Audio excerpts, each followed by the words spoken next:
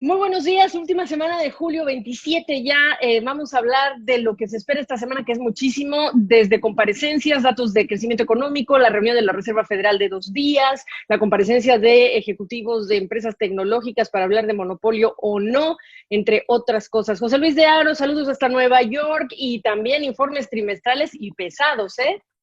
Completamente, Gaby. Va a ser una semana importante, cargada de referencias para los inversores, sobre todo de cara ya a terminar el mes de julio. Mencionabas sobre todo esos resultados a los de las grandes tecnológicas. Vamos a ver cómo esta semana presentan sus cuentas Facebook. Lo harán al cierre de la jornada del miércoles y sobre todo estaremos muy atentos al cierre de la jornada del jueves, cuando le va a tocar el turno a Google o Alphabet, a Amazon y a Apple. Tenemos que tener en cuenta además que el peso que tienen estas compañías junto con Microsoft dentro del Standard Poor's 500 supera ya cerca del 22% de la capitalización de este indicador, y por eso los movimientos que tienen este tipo de valores marcan la tendencia de lo que es este indicador. Algunos han hablado que podríamos estar viendo una sobrevaloración en estos términos para estos valores, dado que ese porcentaje de influencia estaría en línea con ese porcentaje de influencia que veíamos incluso en la burbuja tecnológica. Pero para ello vamos a tener que estar muy atentos sobre todo a sus resultados y también recordar que los principales consejeros delegados de estas compañías van a comparecer ante los legisladores, una comparecencia que estaba prevista primero para el 27 de julio y ahora se ha retrasado hasta el 29 de julio. Oye, para que la gente entienda el peso específico que ya tienen estas compañías dentro de los índices bursátiles, que es algo de lo que se está hablando mucho, de si hay o no una burbuja, amplíame por ese lado para que entendamos todos de cuánto pesan ya y cuánto ya no es representativo el índice más que de esas empresas, claro.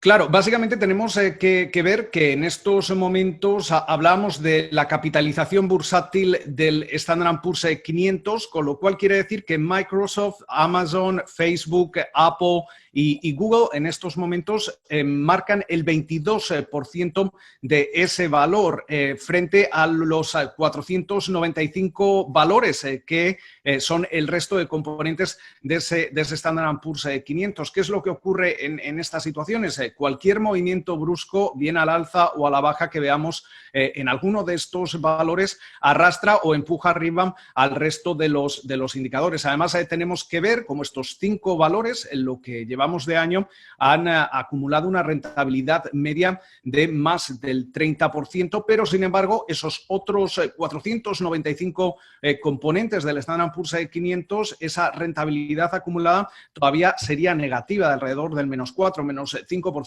Esto es un indicativo de, a la hora cuando nos fijamos sobre todo en el Standard Poor's 500, en que quizá no refleja del todo ya bien el comportamiento de la economía estadounidense o el estado de salud de buena parte de las compañías en Estados Unidos. Con lo cual, esto es importante. También hay que tener en cuenta que tanto estas 5 tecnológicas suponen cerca del 15% de los beneficios del Standard Poor's 500, también un porcentaje alto, no tan alto como el que veíamos en la burbuja tecnológica, pero todo esto son aspectos que siguen indicando a algunos analistas el que podríamos estar viendo una sobrevaloración de los activos, especialmente del sector tecnológico, no solo de estas 5 compañías que tienen unos balances sólidos, sino también de otras compañías tecnológicas más pequeñas, y que todo ello podría estar creando cierta burbuja de activos que de llegar a caer o romperse, pues podría complicar aún más la situación en la que nos encontramos. Claro que sí. José Luis Llaro también está hablando de una comparecencia que era para hoy, pero se mueve al miércoles. Es muy importante porque el Congreso está llevando a cabo toda una investigación que está desde el año pasado. Hay más de 1 millón de documentos y esto es en relación con estas grandes compañías, Facebook, Apple, Amazon, Alphabet, que es Google, y determinar el poder de mercado que tienen. Hay quienes hablan de los temas que van a interesar a los legisladores. Bueno, la compra que hizo Facebook de Instagram, sí, ¿verdad? Y cuánto esta compra es simplemente para apagar a la competencia, cuánto los resultados de búsqueda de Google de todas maneras están beneficiando siempre a Google y dirigiendo y sesgando Google estas búsquedas. El veredicto final de si se van a dividir o no, pues estas empresas no corresponde al Congreso, pero el punto es que aquí estamos en este momento en el que están ellas como las empresas esenciales de nuestros tiempos. Y ya que hablabas del cuadro económico, yo te pregunto, ahí viene la fotografía del segundo trimestre. La gran pregunta ahora es si estamos seguros de que ya pasó lo peor. Así es, Gaby. El jueves, antes del comienzo de la negociación, vamos a conocer esa primera lectura del PIB, de la economía estadounidense, correspondiente al segundo trimestre del año. Pero este es un dato que ya tanto el mercado como los economistas llevan digiriendo durante las últimas semanas y meses, que va a ser un dato malo. De hecho, estamos hablando de la mayor contracción, bien desde la Segunda Guerra Mundial o desde la Gran Depresión. Esperan una contracción más del 30% debido a que precisamente por ese periodo de tiempo es cuando vimos cómo la economía estadounidense se frenó, se congeló debido a las medidas de confinamiento, sobre todo en la costa del noreste del país. Pero ahora la pregunta es si en estos momentos, en el tercer trimestre en el que nos encontramos, realmente estamos acudiendo a ese repunte de la actividad económica. Obviamente hemos pasado de un momento en el que crecíamos, en el que nos contraíamos, después crecíamos alrededor de un 0% y ahora mismo hemos visto una reapertura de buena parte de los servicios y también del ámbito manufacturero. Esto indicará que en estos momentos estaríamos creciendo, pero también tenemos que tener en cuenta el aumento de los casos por coronavirus, que ha hecho que algunos estados del país hayan tenido que dar marcha atrás en sus planes de desescalada, y esto podría tener también un impacto en el tercer trimestre en el que nos encontramos o incluso en el cuarto trimestre. Y es ahí donde hay dos grupos divididos. Tenemos a los economistas que hablan de que realmente estamos viendo una recuperación en forma de V, es decir, tras esa gran contracción que vamos a registrar en el segundo trimestre ya estaríamos de nuevo repuntando y ese repunte llegaría con una fuerza relativa. O hay gente que dice, economistas que apuntan que precisamente este aumento en los casos de coronavirus y la marcha atrás de los planes en muchos estados provocaría una recesión en forma de W, es decir, que en estos momentos hemos llegado a repuntar algo, pero podríamos volver a ver otra coyuntura recesiva para la economía estadounidense. De momento es cierto que los datos económicos que están llegando siguen siendo positivos. Precisamente ahora de que comience la negociación, veíamos cómo esos pedidos de bienes duraderos subían un 7,3%, más de lo esperado. Ahora también hay que fijarse mucho en cómo va evolucionando el mercado laboral estadounidense. Veíamos cómo en los meses de mayo y de junio se creaba un ritmo de empleos récord, pero todavía queda mucho por conseguir, especialmente cuando tenemos a más de 30 millones de estadounidenses cobrando esas ayudas por desempleo. ¿Cómo no? Y la semana pasada, el jueves, por primera vez desde marzo, subiendo, veníamos de esta trayectoria de bajada, aunque cada vez menor, la semana pasada hablamos de un aumento en esas solicitudes nuevas de subsidio por desempleo. Oye, hay que decirle a nuestros televidentes también o a nuestra gente que nos sigue, yo pensando en la tele, pero esto es digital, dos cosas. La primera es que el precio del oro sigue subiendo. Esto es importante porque tienes dos temas también en la órbita. Está el oro y la plata subiendo, alcanzando niveles que no se veían desde 2011, al menos. Mucho de esto tiene que ver también con los casos que empiezan nuevamente a aparecer en Europa y en Asia. Escuché Hong Kong, escuché China, escuché España, además de lo que toca aquí. Y al mismo tiempo, huida del dólar hacia el oro, por, digamos que lo que es el otro gran debate, cuánto el oro va a perder, el dólar va a perder esta posición dominante. A mí me cuesta trabajo creerlo, simplemente porque voltea uno a ver el mundo y es difícil entender quién le hace la competencia. ¿Qué estás oyendo tú?